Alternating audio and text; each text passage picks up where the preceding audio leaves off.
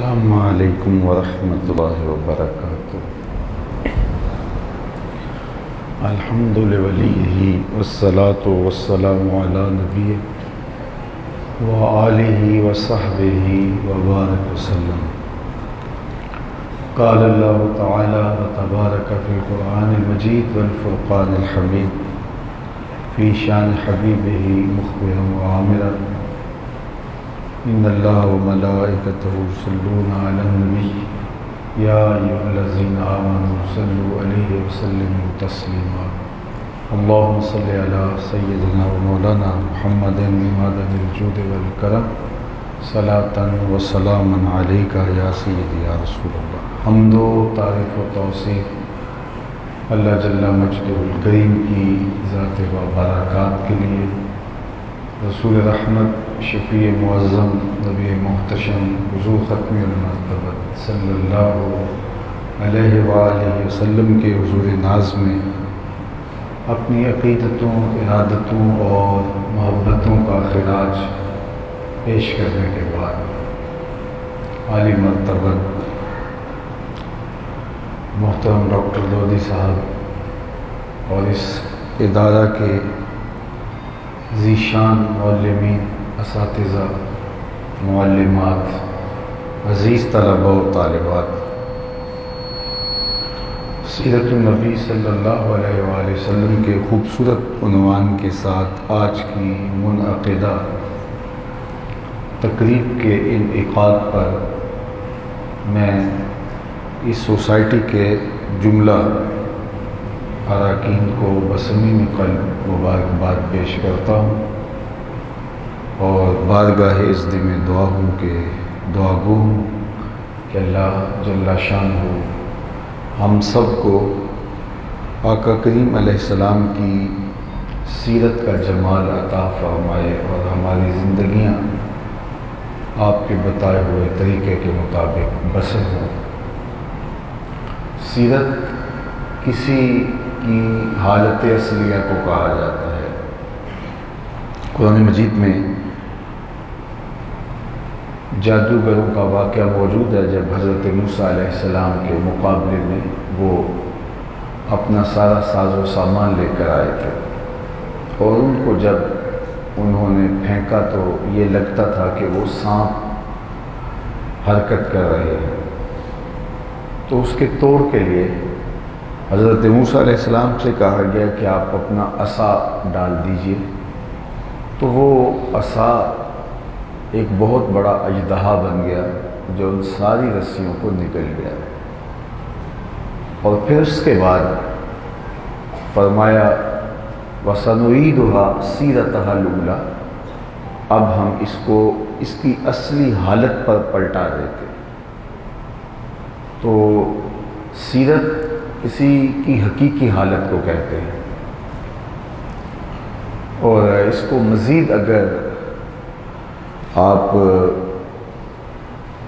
اس پہ توجہ فرمائیں تو آپ کی وہ عادات، آپ کے وہ رویے جو آپ کی عادت بن گئے ہوں اور آپ حالت غضب میں اور حالت فرحت میں، خوشی اور غصے دونوں کیفیتوں میں آپ کی جو حالت ہوتی ہے وہی آپ کی سیرت ہوتی ہے۔ بعض اوقات ایسا ہوتا ہے کہ بندہ کسی وجہ سے اپنے رویے کو نرم کر لیتا ہے یا سخت کر لیتا ہے تو وہ اس کا حقیقی مزاج نہیں ہوتا، اور پھر ہم دیکھتے ہیں کہ ایک دکاندار گاہک کے ساتھ ہنس ہنس کے بول رہا ہوتا ہے بڑی نرمی کے ساتھ، اور لگتا ہے یہ بہت خلیق ہے، لیکن وہی شخص جب اپنے ماتحتوں سے بات کر رہا ہوتا ہے تو اس کے رویے کی تلخیاں اور سختیاں بہت دردناک ہوتی ہیں۔ کچھ لوگ دوستوں کے ساتھ بہت نرم ہوتے ہیں، لیکن گھر میں داخل ہوتے ہی ان کے رویے سخت ہو جاتے ہیں، تو وہ بتکلف اپنے اوپر وہاں ایک کیفیت طاری کرتے ہیں، یہ ان کی سیرت نہیں ہوتی۔ تو وہ چیز جو انسان کی طبع میں راسخ ہو، وہ حالت غضب میں بھی اور حالت طرب میں بھی، خوشی کے موقع پر بھی، غم کے موقع پر بھی، عیش میں بھی اور طیش میں بھی، وہ جو اس کی حالت اصلیہ ہے وہی اس کی سیرت کا روپ ہے۔ اور کسی شخص کی سیرت اور کسی شخص کے کردار کو سب سے زیادہ وہ لوگ جانتے ہیں جو بہت قریب رہتے ہیں۔ جتنا قریب ہوگا اتنا کردار سے واقف ہوگا۔ بہت سارے لوگ جن کو دور سے دیکھا جاتا ہے تو وہ اچھے دکھائی دیتے ہیں، لیکن قریب ہو کر کے ان لوگوں کو دیکھیں تو صورت کوئی اور ہوتی ہے۔ کسی نے کہا تھا کہ اس کے لہجے میں یوں تو برف تھی، لیکن اس کے لہجے میں یوں تو برف تھی، لیکن جو چھو کے دیکھا تو ہاتھ جل گئے۔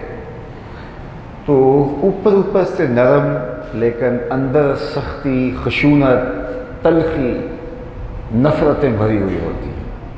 تو یہ ایک تکلف کی زندگی تو ہوتی ہے، لیکن سیرت میں نے کہا کہ فرمایا ہاں اس کو پہلی حالت پہ لوٹا دیں گے، وہ ایک حقیقی اصلی حالت ہوتی ہے۔ اور اصلی حالت کو میں نے عرض کیا کہ قریب ترین لوگ بتا سکتے ہیں۔ اب میرے اور آپ کے آقا و مولا حضور ختم المرتبت کی سیرت کے عنوان سے اگر آپ پوچھنا چاہیں تو انسان کی زندگی میں جو قریب ترین ہوتا ہے وہ اس کی اہلیہ ہوتی ہے۔ بیوی سے بہتر کسی شخص کو کوئی نہیں جان رہا ہوتا۔ اب حضرت ام المومنین سیدہ عائشہ رضی اللہ تعالی عنہا، حضرت سیدہ خدیجہ الکبریٰ رضی اللہ تعالی عنہا اور دیگر ازواج سے حضور علیہ السلام کی سیرت پوچھیے تو وہ برجستہ کہتی ہے کان خلقہ القرآن۔ قرآن تھیوری ہے تو پریکٹیکل حضور علیہ السلام کی حیات طیبہ ہے۔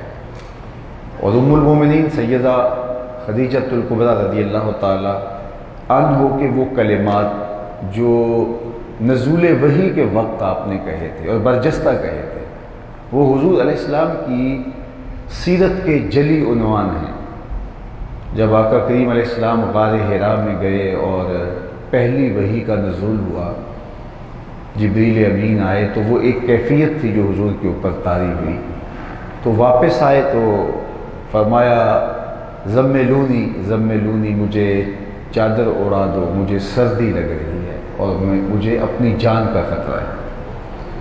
تو حضرت خدیجہ الکبریٰ رضی اللہ تعالی عنہا نے حضور کو تسلی دیتے ہوئے فرمایا تھا کلا ابشر واللہ لا یخزیک اللہ ابدا۔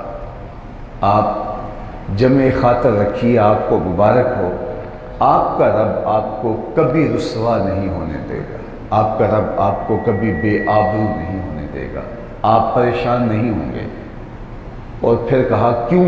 اب ذرا یہ جلی عنوان ہیں حضور کی سیرت کے، جو برجستہ حضور کی زوجہ اس حالت میں حضور علیہ السلام کو تسلی دیتے ہوئے عرض گزار ہوتی ہیں کلا واللہ لا یخزیک اللہ ابدا انک لتصل الرحم۔ آپ صلہ رحمی کرتے ہیں، آپ کے مزاج میں رشتہ داروں کے ساتھ اچھا سلوک کرنا ہے۔ وتکسب المعدوم، اور جس کا کوئی کمانے والا نہیں ہے اس کی ضرورت کے لیے آپ کام کرتے ہیں اور اس کی ضرورت کو پورا کرتے ہیں۔ وتقری الضیف، اور مہمان نوازی کرتے ہیں۔ وتحمل الکلہ، جس کا کوئی بوجھ اٹھانے والا نہیں اس کا بوجھ آپ اٹھاتے ہیں۔ وتعین علی نوائب الحق، اور مشکل میں پھنسے ہوئے لوگوں کے ساتھ آپ کھڑے ہوتے ہیں اور ان کی ڈھارس بندھاتے ہیں۔ یہ آپ کے اوصاف ہیں۔ تو جو ایسے اوصاف رکھتا ہو، ایسے اوصاف رکھنے والے کو اللہ کبھی تنہا نہیں چھوڑتا۔ تو آپ پریشان نہیں ہوئیے گا، آپ کا رب آپ کو کبھی بھی رسوا نہیں ہونے دے گا، بے آبرو نہیں ہونے دے گا۔ تو یہ حضور علیہ السلام کی سیرت کے وہ جلی عنوان ہیں جو ام المومنین کی زبان سے ہمارے تک پہنچے۔ کلا واللہ لا یخزیک اللہ ابدا انک لتصل الرحم، پہلا وصف کہ آپ صلہ رحمی کرتے ہیں، رشتہ داروں کے ساتھ آپ کا سلوک بہت اچھا ہے۔ آقا کریم نے فرمایا کہ جو یہ چاہے کہ اس کی عمر میں برکت ہو اور اس کے رزق میں اضافہ ہو، وہ لوگوں کے ساتھ، رشتہ داروں کے ساتھ حسن سلوک کرے۔ آقا کریم نے ساری زندگی اس بات کی تبلیغ کی کہ تم لوگوں کے ساتھ حسن سلوک کرو، لیکن اپنی عملی زندگی حضور علیہ السلام کی لوگوں کے سامنے پہلے موجود تھی۔ میں یہاں بیٹھ کر کے بہت اچھی اچھی باتیں کر دوں اور آپ بھی کہیں کہ واہ بہت کمال کی باتیں کی ہیں، لیکن آپ اگر عملی زندگی میں مجھے آ کر کے دیکھیں تو میرے رویے اس سے مختلف ہوں، میرا طرز زندگی اس سے الگ ہو، تو یقیناً آپ کو بہت صدمہ پہنچے گا۔ بات اثر انداز ہوتی ہی وہی ہے جس پر آپ خود عمل پیرا ہوں۔ حضرت شاہ نقش بند بخاری علیہ رحمہ طریقہ نقش بندیہ کے بہت بڑے شیخ گزرے ہیں، ان کا ایک جملہ یہاں آپ کے سامنے رکھنا چاہوں گا۔ انہوں نے کہا تھا کہ جس شخص کی خاموشی فائدہ نہیں دیتی اس کی تقریر بھی فائدہ نہیں دیتی، تو خاموشیوں کو مؤثر بنانے کی ضرورت ہے۔ پہلے اپنا کردار مضبوط کریں گے تو پھر آپ کے لفظوں کے اندر اثر کا رنگ خود بخود پیدا ہو جائے گا۔ آقا کریم علیہ السلام نے ساری زندگی لوگوں کو صلہ رحمی کی تلقین کی ہے، لیکن اپنی زندگی بطور نمونہ پہلے لوگوں کے سامنے موجود ہے۔ بلکہ آپ کی توجہ ہو تو میں عرض گزار ہوں گا کہ حضور علیہ السلام کی ٹوٹل 63 برس زندگی جو حضور نے یہاں گزاری ہے ہمارے لیے مکمل کامل اکمل نمونہ ہے۔ 40 سال تک حضور نے اعلان نبوت نہیں کیا، 40 سال کی عمر میں اعلان نبوت کیا، تو پھر 23 سال حضور علیہ السلام اعلان نبوت کے بعد پیغام حق کا ابلاغ کیا۔ ذمہ داری حضور علیہ السلام کے کندھوں پر کیا تھی؟ هو الذی ارسل رسولہ بالہدی ودین الحق لیظہرہ علی الدین کلہ، تمام ادیان پر دین اسلام کو غالب کرنا ہے۔ یہ حضور علیہ السلام کی ذمہ داری تھی، حضور کا منصب نبوت تھا کہ تمام ادیان پر دین اسلام کو غالب کرنا ہے، اور اس کے لیے جو ہے وہ ٹائم پیریڈ کتنا ہے، وقت کتنا دیا جا رہا ہے، 63 سالہ زندگی ہے، اور اس میں سے بھی 40 سال تک ابھی اعلان کا اظہار کا موقع نہیں ہے، صرف 23 سال حضور علیہ السلام نے تبلیغ کروائی ہے۔ لیکن اگر تھوڑا سا غور کر لیں تو وہ 40 سال جو حضور کے گزرے ہیں وہ ان 23 سالوں کو مؤثر بناتے ہیں۔ جب آقا کریم لوگوں تک پیغام حق کا ابلاغ کرنے لگے تو جبل صفا پہ سب کو بلایا، صنادید قریش کو، بنو ہاشم کو، سب کو بلایا اور بلا کے ایک بات کہی کہ میں اگر کہوں کہ پہاڑ کی دوسری جانب سے ایک لشکر آ رہا ہے جو تمہیں کچل کے رکھ دے گا، تمہیں طاقت و تاراج کر دے گا، تو میری اس بات کو مان لو گے؟ تو انہوں نے بیک زبان کہا کہ اگر نہ بھی نظر آیا تو ہم پھر بھی تسلیم کریں گے، دیکھیں گے، نظر نہ بھی آیا تو کہیں گے ہم اندھے ہیں، آپ سچے ہو، اس لیے کہ ہم نے 40 سال تک آپ کو کبھی جھوٹ بولتے نہیں دیکھا۔ تو آقا کریم نے فرمایا اگر میری صداقت پہ تمہیں اتنا یقین ہے تو پھر مان لو اللہ ایک ہے، وحدہ لا شریک ہے۔ تو وقتی طور پہ تو انکار کی کیفیت پیدا ہوئی، ظاہر ہے بتوں کی محبت رچی بسی تھی، اور ابو لہب اٹھا، اس نے کہا تبا لک ہنالک سائر الیوم الہذا جمعتنا، کہ معاذ اللہ اس نے سخت جملہ کہہ دیا، اور پھر سورہ تبت یدا ابی لہب وتب نازل ہوئی اور اس کو تازیانے مارے گئے کہ تو ہوتا کون ہے یہ بات کرنے والا۔ وقتی طور پہ تو یہ بات ہوئی، لیکن سب سوچنے لگے کہ جو 40 سال جھوٹ نہیں بولتا تو آج وہ کیوں بولے گا؟ اور وہ 40 سال حضور علیہ السلام کے ان 23 سالوں کو مؤثر بناتے ہیں، تو آپ کا کردار اثر انداز ہوتا ہے۔ اگر کردار آپ کی گفتار کے پیچھے نہیں ہے تو گفتار ہواؤں میں اڑتی ہوئی تتلیوں کی طرح رنگ تو دکھائے گی لیکن اثر اور تاثیر کا نور نہیں رکھے گی۔ اس لیے حضور علیہ السلام نے یہ جو ام المومنین نے حضور کی صورت اور سیرت کا نقشہ، حضور کی سیرت کا نقشہ کھینچا ہے، اس میں پہلی بات انک لتصل الرحم، آپ صلہ رحمی کرتے ہیں، رشتہ داروں کے ساتھ سلوک اچھا کرتے ہیں۔ عمومی طور پہ ہماری عملی زندگی میں زیادہ تر ہمارا واسطہ رشتہ داروں سے پڑتا ہے، اس کے بعد پھر حلقہ آگے بڑھتا ہے، تو بہت سارے لوگ، ان کی دوستیاں تو بہت اچھی ہوتی ہیں لیکن رشتہ داروں کے ساتھ اتنے تعلقات اچھے نہیں ہو پاتے۔ اس میں ہمارے معاشرے کے اندر جو رشتہ داریاں اور اس کے جو تیور بن گئے ہیں اس کا بھی بہت بڑا اثر ہے، لیکن اس کا ایک بہت بڑا اثر یہ بھی ہے کہ ہم نظر انداز کر دیتے ہیں کہ ٹھیک ہے، ہم اتنا تکلف کیوں کریں۔ حالانکہ ہمارے آقا مولا حضور نبی رحمت صلی اللہ علیہ وسلم نے اس کے لیے ہمیں ایک اصول دیا، سل من قطعک واعط من حرمک واعف عن من ظلمک۔ حضرت عقبہ بن عامر رضی اللہ تعالیٰ عنہ کو فرمایا، جو تم سے تعلق توڑے تم اس سے تعلق جوڑو، جو تمہیں محروم رکھے تم اس کی جھولی بھر دو، اور جو تیرے اوپر ظلم کرے تم اسے معاف کر دو، درگزر کرو۔ اگر یہ رویہ ہو جائے تو پھر خود بخود محبتیں پیدا ہوں گی۔ اور اگر فرض کرو رشتہ دار اتنے اکھڑ ہیں، آپ کی اس شرافت کو اور آپ کے رویے کی نرمی کو، اس لجاجت کو وہ آپ کی کمزوری سمجھتے ہیں، تو سمجھتے رہیں۔ ہمیں تو ہمارے دین نے یہ کہا ہے کہ تم ان کے ساتھ سلوک اچھا کرو، ان کا رویہ کتنا ہی تلخ کیوں نہ ہو۔ ہم کہتے ہیں اگر کوئی پتھر اٹھائے گا تو اینٹ اٹھائے گا تو ہم پتھر اٹھا لیں گے، ایسا نہیں ہے۔ ان کے ساتھ آپ نے رویہ اچھا ہی کرنا ہے۔ ان کے رویے کیسے ہی ہو، کوئی شخص میرے اور آپ کے ساتھ اچھائی کرتا ہو اور ہم اس کا بدلہ اچھائی سے دیں، یہ تو کوئی بھی کر سکتا ہے۔ برائی کا بدلہ اچھائی سے دینا، یہاں انسان کا پتہ چلتا ہے کہ وہ کھڑا کہاں ہے، اس کا حوصلہ کتنا ہے۔ پتھر مارنے والوں کو پھول پیش کرنا، یہ پیغمبروں کے حوصلے ہیں اور ان کی سیرت ہے جو ہمیں سکھائی گئی ہے۔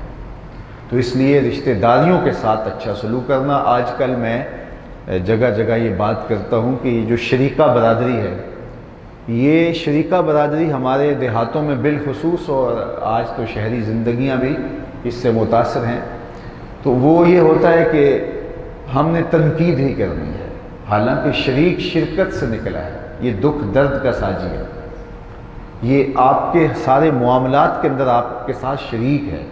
ہمارے فقہاء نے لکھا کہ اگر کسی سے قتل خطا ہو جائے، قتل عمد، جان بوجھ کے قتل کیا، اس کا تو قصاص ہے، لیکن اس نے تو شکار کے لیے گولی چلائی، تیر مارا، تو وہ کسی انسان کو جا لگا تو وہ مر گیا، تو اب اس نے یہ قتل قصداً نہیں کیا، اس نے تو شکار کے لیے کیا تھا، اور تیر جا کے کسی شخص کو لگا، سبب اگر چاہیے بنا، تو اس قتل کو قتل خطا کہتے ہیں، اس کا شرم قصاص نہیں ہے، اس کی دیت ہے۔ اب دیت جب اس کے اوپر عدالت کی طرف سے عائد ہو گئی، اب یہ اگر غریب آدمی ہے تو وہ دیت کیسے ادا کرے؟ تو فقہاء نے لکھا ہے کہ اس کی شریکہ برادری جسے کہا جاتا ہے، یہ اس کے دکھ درد میں شریک ہیں، یہ آپس میں رقم جمع کر کے اس کی جان چھڑائیں گے۔ شریک یہ ہوتا ہے، شریک یہ نہیں ہوتا کہ بیٹی کی شادی پہ بھی طاق میں رہے کہ اگر کوئی کھانا کم پڑ جائے یا کوئی اور ایسا مسئلہ ہو تو میں اس کو اچھال کر کے ان کو بے آبرو کروں کہ یہ میرے رشتہ دار لگتے ہیں۔ شریک کا یہ مفہوم نہیں ہے، شریک کا یہ مفہوم ہے کہ وہ شرکت کرنے والا ہے، دکھ میں، مصائب میں، آلام میں ساتھ کھڑا ہونے والا ہے، غم گسار کے معنی میں شریک۔ لیکن دور موجود کے اندر شریک کا مفہوم بدل گیا ہے، تو اس کا مطلب یہ ہے کہ لوگوں نے مفہوم بدل لیا تو ہم بھی بدل لیں۔ ہم تو اس آقا و مولا کے ماننے والے ہیں، اور ہم اگر ان کی سیرت پر عمل پیرا ہونے والے ہیں تو مجھے بتاؤ، یہ رشتے میں سکا چچا لگتا تھا ابو لہب، اور قریش مکہ نے جو کچھ کیا وہ کس سے مخفی ہے؟ رشتہ دار تھے یہ، عقبہ بن ابی معیط نے کیا، باقی لوگوں نے کیا کیا۔ فتح مکہ کے دن حضور جب فاتح بن کے شہر میں داخل ہوئے تو یہ سارے تھر تھر کانپ رہے تھے، انہیں لگتا تھا کہ ہماری گردنیں کاٹ دی جائیں گی، نہیں تو بہت نرمی برتی گئی تو ہمیں مکہ بدر تو ضرور کر دیا جائے گا۔ تو جب یہ کانپتے ہوئے آئے تو حضور نے فرمایا بتاؤ میں تمہارے ساتھ کیا سلوک کروں؟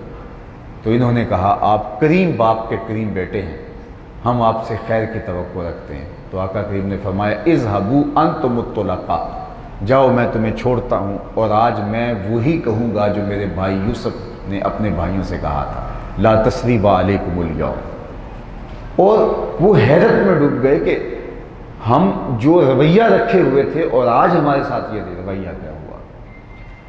عثمان بن طلحہ، اس سے حضور نے کعبۃ اللہ کی چابی طلب کی تھی، یہ کلید بردار تھا کعبۃ اللہ کا۔ تو ایک دن فرمایا مکی زندگی میں کہ میرا جی چاہتا ہے کہ میں کعبہ شریف کے اندر جاؤں، عبادت کروں۔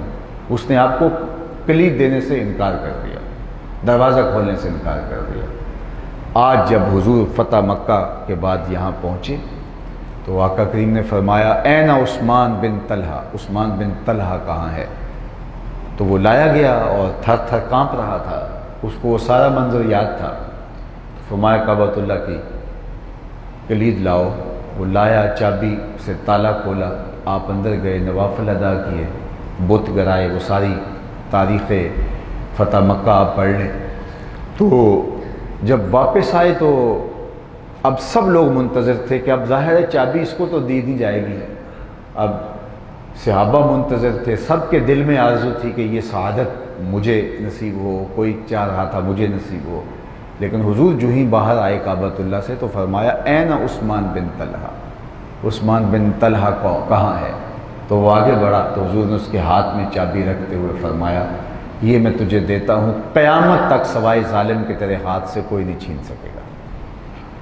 اور حضور کے اس رویے کو دیکھ کر کے اس کے تو ہوش اڑ گئے، اور اس نے کہا حضور میں آپ پر ایمان لاتا ہوں۔ اور آج بھی یہ جو شیبی خاندان ہیں جن کے پاس کعبۃ اللہ کی کلید ہے، یہ عثمان بن طلحہ کی اولاد سے ہے، اور ان حالات کے اندر بھی چابی ان کے پاس ہے، یہ حضور علیہ السلام کی عطا کرتا ہے۔ تو رویہ کیا تھا، لیکن ادھر حضور علیہ السلام کا حسن اخلاق کیا تھا۔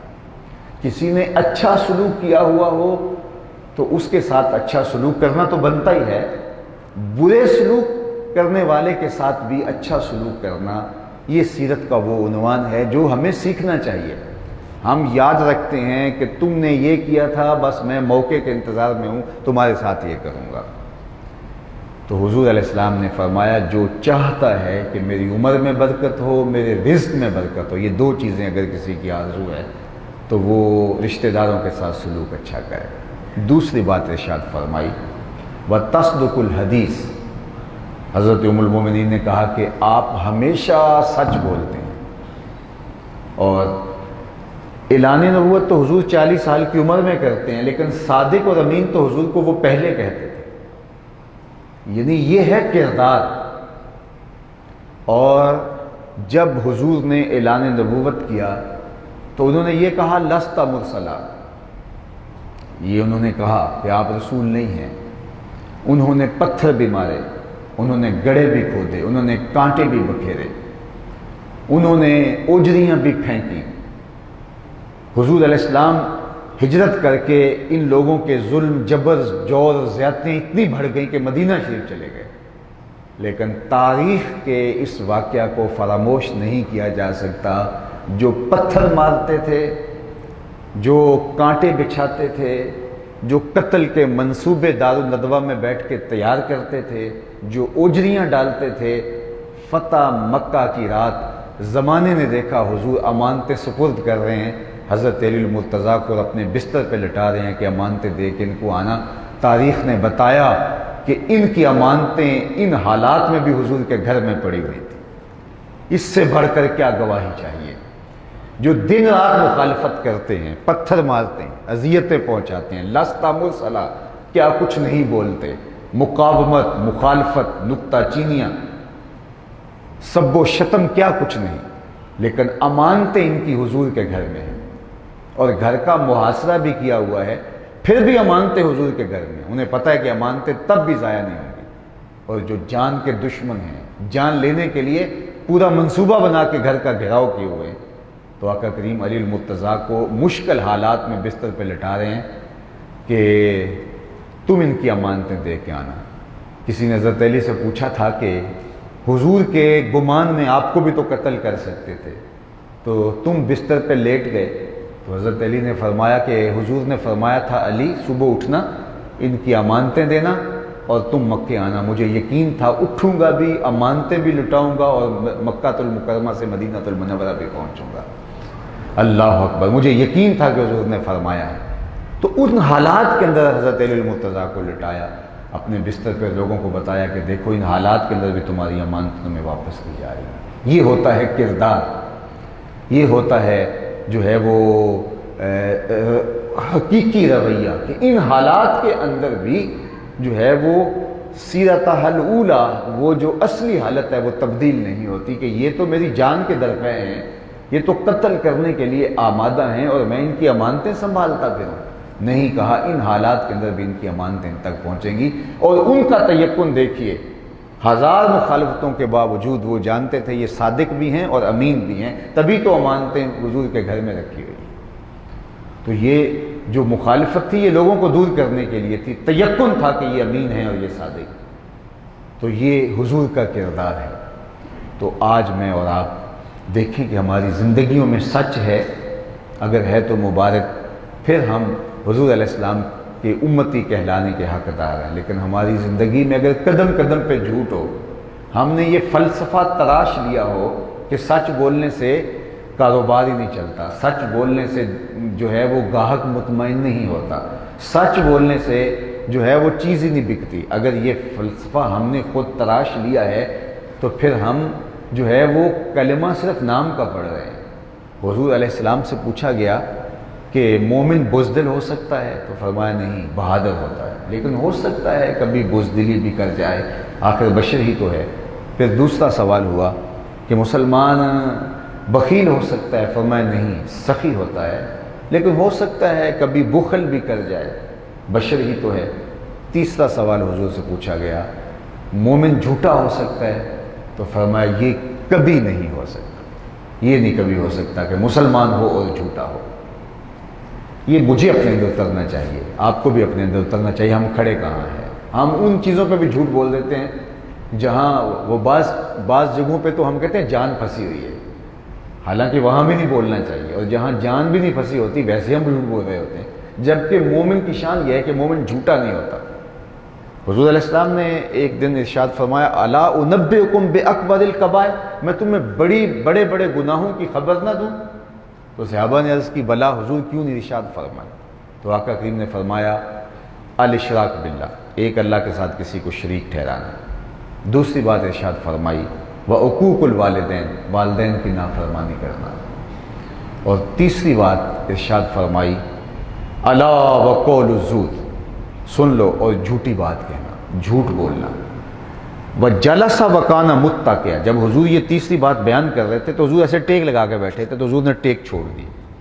ٹیک چھوڑنے کا مطلب اس بات کی اہمیت کو اجاگر کرنا تھا، اور حضور نے بار بار کہا، سن لو، جھوٹ بولنا، جھوٹ بولنا، جھوٹ بولنا، یہ بڑے گناہوں میں، جو کبیرہ گناہوں میں، ان میں سے بھی یہ اکبر الکبائر ہے۔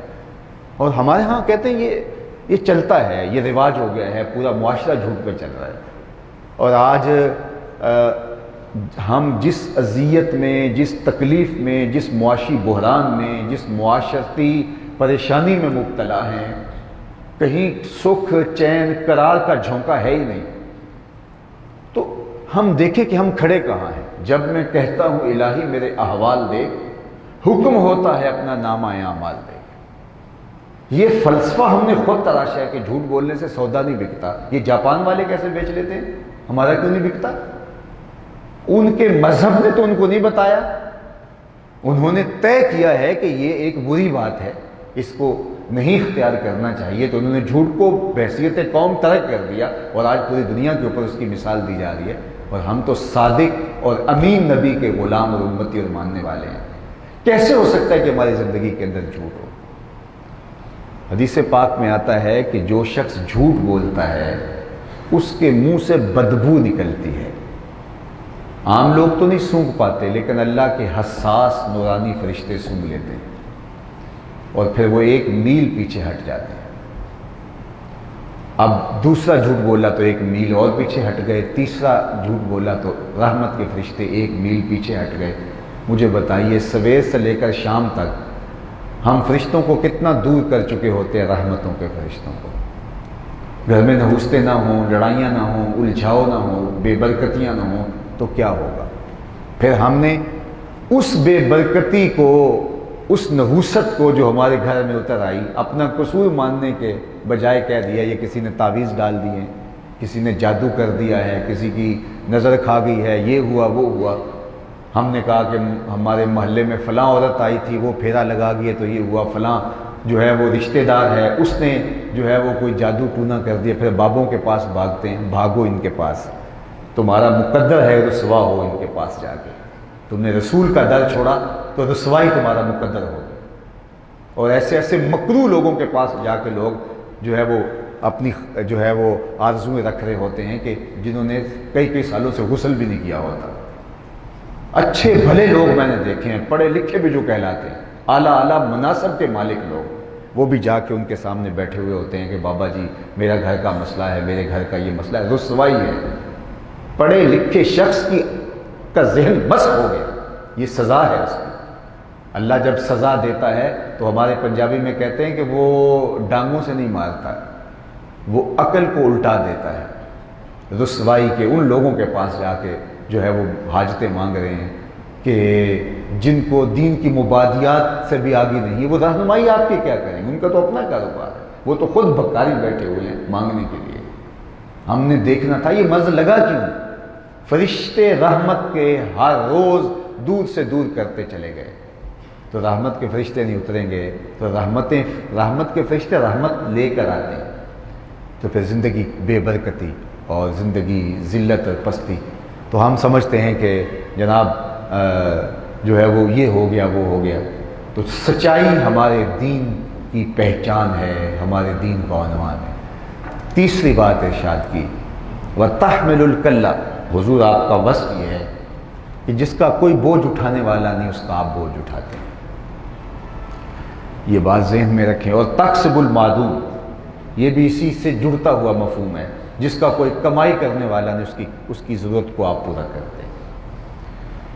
ہم پیسے کمانے والی مشین بن گئے ہیں اور مقصد پیسے کمانے کا، پیسے جمع کرنے، لوگوں میں امیر کہلوانا، آسودہ خوشحال زندگی گزارنا، اچھے اچھے گھر بنانا. ایک گھر بنایا پھر 10 سال 5 سال کے بعد اس سے اکتا گئے، پھر اس سے بہتر گھر بنانا، پھر اس سے بہتر. یہ زندگی ہے؟ یہ کام تو چیونٹی بھی کرتی ہے کہ صبح اپنی بل سے نکلتی ہے اور رزق جمع کرتی ہے، برسات کے لیے جمع کر لیتی ہے. جانور کتنے کتنے اچھے گھونسلے بنا لیتے ہیں. اگر یہی وظیفہ ہماری زندگی کا ہے تو پھر اشرف المخلوقات ہم کاہے کے ہیں. یہ بات ذہن میں رکھیے کہ حصول رزق حلال عبادت ہے، لیکن اس کی نیات 3 ہیں جو مستحضر ہونی چاہیے. سب سے پہلی نیت رزق کمانے کی اپنے آپ کو سوال کی ذلت سے بچانا. اس لیے رزق کمایا جاتا ہے، کاروبار کیا جاتا ہے، تجارت کی جاتی ہے، کھیتی باڑی کی جاتی ہے، ملازمت کی جاتی ہے کہ میرے ساتھ جڑی ہوئی ضرورتیں بہرحال ان کو پورا تو کرنا پڑے گا. اگر میرے پاس وسیلہ رزق نہیں ہوگا تو پھر مجھے کسی سے مانگنا پڑے گا. تو اس لیے رزق کمایا جاتا ہے، محنت کی جاتی ہے کہ اپنے آپ کو سوال کی ذلت سے بچایا جائے. دوسرا مقصد رزق کمانے کا کہ میرے زیر کفالت لوگ جو ہیں میں ان کی ضرورت کو پورا کر سکوں. بیٹیاں ہیں، ان کی شادیاں کرنی ہیں، ان کی تعلیمی ضروریات ہیں، بیٹے ہیں، ان کی تعلیمی ضروریات ہیں، ان کی شادیاں کرنی ہیں، ان کے لیے رہائشی ضروریات ہیں، ان کو پورا کرنا ہے. اگر بہن بھائی ہیں اور ان کا کمانے والا کوئی نہیں تو بھائی یا کوئی بڑی بہن ہے جو ان کی کفیل بن گئی، تو یہ اس لیے کمایا جاتا ہے. دوسرا مقصد بوڑھے ماں باپ ہیں تو ان کی ضروریات کو پورا کرنا، علاج معالجے کی ضروریات کو پورا کرنا. یہ ہمارا دین ہے. ہمارا دین ہمیں اس کی اجازت بھی دیتا ہے، اس پہ ثواب بھی دیتا ہے. ما وضع فی امرأ فہی صدقہ، فرمایا جو تم کمائی کر کے لا کے بیوی کے منہ میں رکھتا ہے، اللہ اس کو بھی صدقے کے کھاتے میں لکھتا ہے، تجھے اس پر بھی ثواب دیا جائے گا۔ جو تم اولاد کے اوپر وسعت کرتے ہو، اولاد کو جو تم جیب خرچ دیتے ہو، ان کی ضرورتیں پوری کرتے ہو، تو تمہارا رب اس کو بھی صدقے کے کھاتے میں لکھتا ہے، تمہارا اجر اس سے بلند ہوتا ہے۔ یہ دوسرا مقصد ہے، اپنے زیر کفالت لوگوں کی ضرورت کو پورا کرنا، اس لیے روزی کمائی جائے۔ تیسرا مقصد، معاشرے کے وہ لوگ جو کسی وجہ سے کما نہیں سکتے، اپاہج ہیں، کمزور ہیں یا کثیر العیال ہیں، ان کی ضرورت پوری نہیں ہوتی، تو اس لیے کمایا جائے کہ اللہ مجھے تو میری ضرورت سے زیادہ دے دے تو میں معاشرے کے ان لوگوں کی مدد کروں گا، وہ میرے رشتہ داروں میں ہیں، وہ میری گلی میں ہیں، میرے محلے میں ہیں، اس لیے محنت کر رہا ہوں کہ میرے محلے میں بیوہ کی یتیم بچیاں بوڑھی ہو رہی ہیں اور ان کے ہاتھ پیلے کرنے کے لیے بیوہ کے پاس کچھ نہیں، تو میں محنت کر رہا ہوں اس نیت کے ساتھ، اللہ میری ضرورتیں بھی پوری ہوں، میرے بچوں کی بھی ہوں، میرے زیر کفالت لوگوں کی بھی ہو، اور اللہ یہ بھی میرے ذمہ رہیں، ان کی ضرورتیں اپنے ذمہ لینا۔ یہ تین مقصد ہیں، اگر ان تین مقاصد کو پیش نظر رکھتے ہوئے اس نیت کے استحضار کے ساتھ رزق حلال کماتے ہو، تو یہ آپ تجارت کے اڈے پہ بیٹھے ہو، آپ مزدوری کر رہے ہو، آپ کھیتی باڑی کر رہے ہو، تو تمہارا یہ اجر عبادت کہلائے گا، تمہارا یہ عمل عبادت کہلائے گا، بلکہ سچا تاجر قیامت کے دن پیغمبروں کے ساتھ اٹھایا جائے گا۔ لیکن اگر مقصد لوگوں میں نمایاں ہونا، شریکہ برادری میں، رشتہ داروں میں کہ جی ہم امیر ہوتے ہیں، میں تفاخر کر سکوں اپنے دیہات میں، اپنے گاؤں میں، اپنے دوستوں میں، اپنے رشتہ داروں میں، گلی محلے میں، کہ میں تم سے امیر ہوا کرتا ہوں، میرے پاس دولت زیادہ ہے، میرے پاس گاڑی بڑی ہے، میرا گھر بڑا ہے، اگر یہ مقصد ہے تو رزق حلال بھی کمایا جائے تو اس میں بھی نحوست ہے۔ تو صرف تین نیتیں، اپنے آپ کو سوال کی ذلت سے بچانے کی نیت، یہ پہلا مقصد۔ دوسرا مقصد، اپنے زیر کفالت لوگوں کی مدد اور ان کی ضرورت کو پورا کرنا۔ اور تیسرا مقصد، اللہ مجھے میری اور میرے زیر کفالت لوگوں کی ضرورت سے زیادہ دے، اور میں محنت کر رہا ہوں کہ ہو، اور وہ میں ان لوگوں کی مدد کروں جو کسی وجہ سے کمانے کے اہل نہیں ہیں۔ تڑپاتا ہے مجھے ان لوگوں کا بھوکا رہنا، ان بچیوں کا جو گھر کی دہلیز پہ بوڑھی ہو رہی ہیں اور میرے محلے میں ہیں، میں گزرتا دیکھتا ہوں، لوگوں کے شکستہ مکان دیکھتا ہوں کہ چھت ٹپک رہی ہے اور بارش میں وہ بیچارے کس قسم پرسی میں ہوتے ہیں۔ اللہ مجھے دے، میں دن رات محنت کروں گا، میں ان کی ضرورت کو پورا کروں گا، نہ کہ ان پہ تفاخر کروں، ان مسکینوں کے جن کی چھت ٹپک رہی ہے ان پہ فخر کروں کہ میرا مکان بڑا ہے، نہیں، بلکہ ان کی مدد کے لیے میں کام کروں۔ یہ تین مقاصد کے لیے اگر رزق کمایا جائے تو یہ رزق عین دین بن جاتا ہے۔ اور حضور کے اوصاف میں، حضور کی سیرت ہے، وَتَحْمِلُ الْكَلَّ وَتَكْسِبُ الْمَعْدُومَ، حضرت سیدہ خدیجہ الکبریٰ نے کہا آپ کے یہ وصف ہیں کہ جس کا کوئی بوجھ اٹھانے والا نہیں اس کا آپ بوجھ اٹھاتے ہیں، اور جس کا کوئی کمانے والا نہیں اس کے لیے آپ کمائی کرتے ہیں۔ ہم کسی کا بوجھ تو دور کی بات ہے، ہم گلی سے، محلے سے نکلیں اور غریب کے بچے بھی اسی راستے کے اندر کسی سکول میں پڑھتے ہوں اور وہ بیچارے پیدل جا رہے ہوں، تو ہم ان کو اپنی گاڑی، خالی گاڑی میں نہیں بٹھاتے کہ ہمارے بچوں کے ساتھ یہ بیٹھ کے کیوں جائیں، تو ہم نے کسی کا بوجھ کیسے اٹھانا ہے؟ ہم غریب کے بچوں کو وہاں ڈراپ کرنے کے لیے تیار نہیں ہوتے کہ ہمارے بچوں کا سٹیٹس نہیں ہے کہ وہ یہ بچے ہمارے بچوں کے ساتھ بیٹھے۔ یہ انسانیت نہیں ہے، یہ حیوانیت ہے۔ یہ نفس اتنا تگڑا ہو گیا ہے کہ یہ اس کو لگتا ہے کہ میرے بچے خراب ہو جائیں گے، میرے بچوں کا سٹیٹس نہیں ہے، اور اس کو اس پہ شرم آتی ہے، حالانکہ یہ عزت افزائی کا ذریعہ تھا، یہ دین تھا ہمارا۔ وَتَحْمِلُ الْكَلَّ وَتَكْسِبُ الْمَعْدُومَ۔ اور چھٹی بات جو ام المومنین نے کہی، اور وہ یہ کہ وَتُعِينُ عَلَى نَوَائِبِ الْحَقِّ، جب خیر کے راستے میں، سچائی کے راستے میں کوئی بندہ پھنس جاتا ہے تو آج لوگ کہتے ہیں ہمیں کیا لگے، تو کہا کہ آپ ان لوگوں کے ساتھ کھڑے ہوتے ہیں جن کے ساتھ معاشرے کے اندر کوئی کھڑا نہیں ہوتا، وہ پھنس گیا ہے، تو آپ اس کو مشکل سے نکالنے کے لیے رسک لے لیتے ہیں، پریشانی اٹھا لیتے ہیں، ظالم کے ساتھ ٹکرا جاتے ہیں، اور آپ جو ہے وہ اس کو مشکل سے نکالنے کے لیے کوشاں ہوتے ہیں۔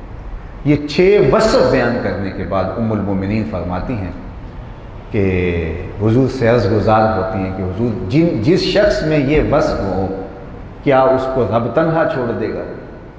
تو لفظوں کے اندر جو جان ہے، کلا واللہ لا یخزیک اللہ ابدا، کہا کبھی ایسا نہیں ہوگا، اللہ کی قسم کبھی ایسا نہیں ہوگا کہ آپ کا رب آپ کو تنہا چھوڑ دے۔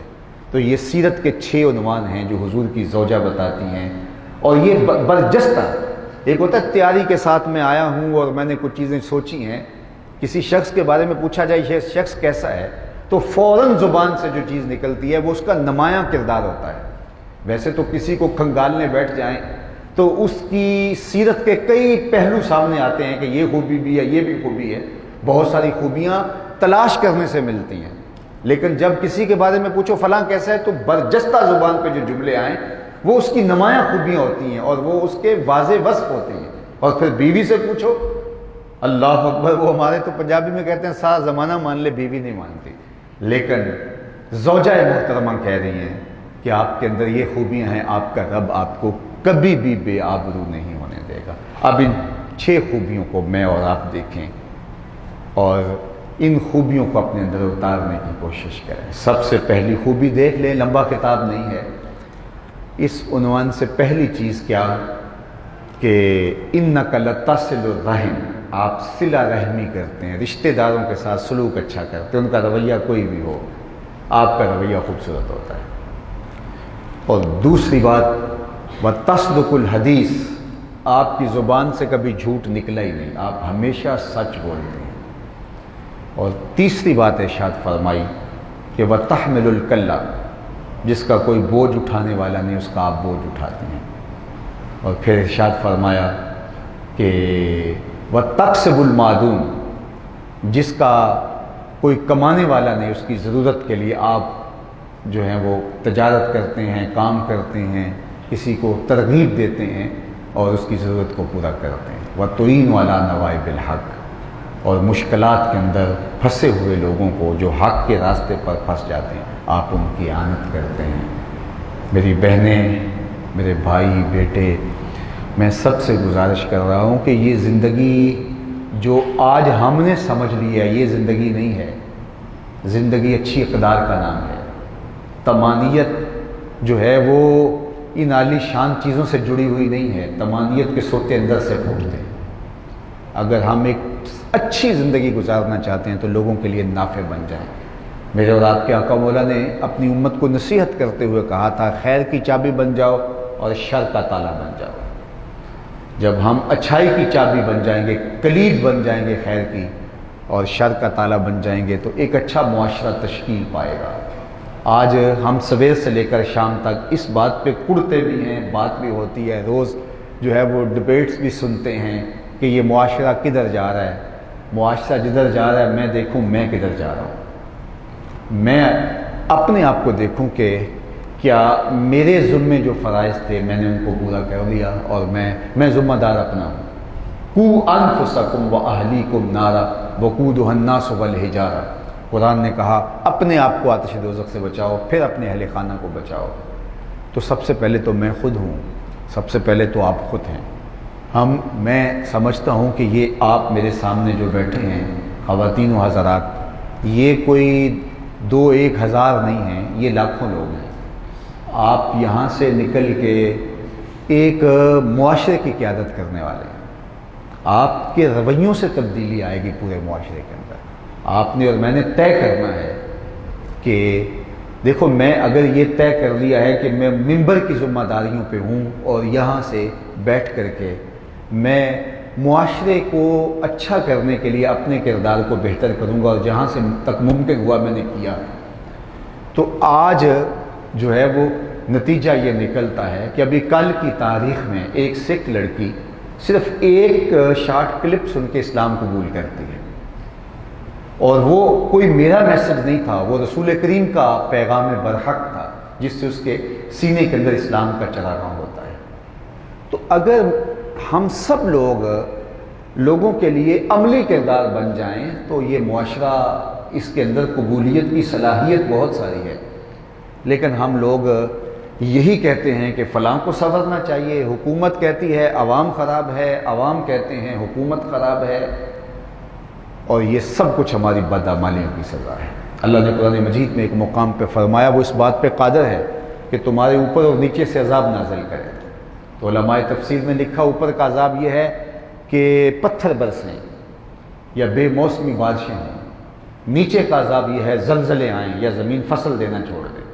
لیکن حضرت عبداللہ ابن عباس فرماتے ہیں اوپر کا عذاب یہ ہے کہ تمہارے حکمران نااہل ہوں، اور نیچے کا عذاب یہ ہے تمہاری اولاد نافرمان۔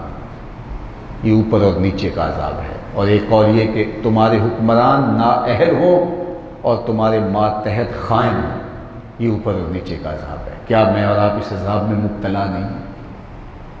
آج کتنے لوگ ہیں کہ جو کہتے ہیں کہ میں بہت خوش ہوں اولاد کی طرف سے، اولاد نے ماں باپ کی ناک میں دم کر رکھا ہے، اذیت میں مبتلا ہے ماں باپ، اس لیے پالا پوسا جاتا ہے کہ وہ اذیت میں مبتلا کر دیں۔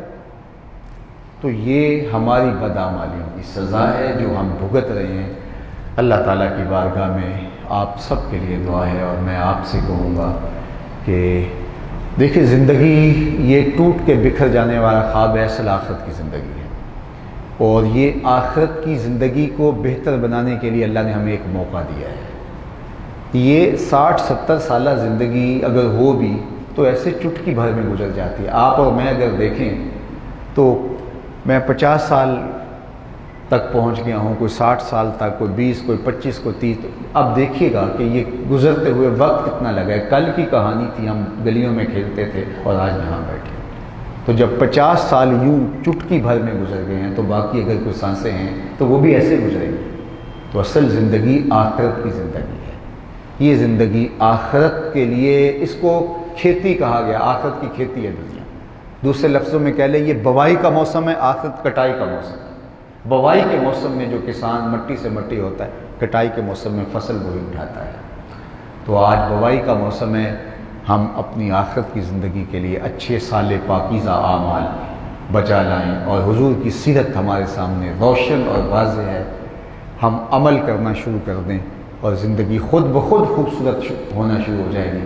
یہ حضور کی سیرت کا جمال ہے، آپ حضور کی ایک پہلو پہ عمل کرنے لگ جائیں کہ سیرت کا یہ عنوان میں اپنے اندر اتاروں گا، تو جب وہ آپ اتار لیتے ہیں اس کی برکت سے اللہ دوسری چیز آپ کو خود عطا کر دیتا ہے۔ اور اگر ہم عملی طور پہ اپنے آپ کو بدلنے لگیں گے تو ہم سال بعد 2 سال بعد کہاں کھڑے ہوں گے، اور اگر ہم نہیں بدلنا چاہیں گے تو زندگیاں بھی لگ جاتی ہیں تو تبدیلی نہیں آتی۔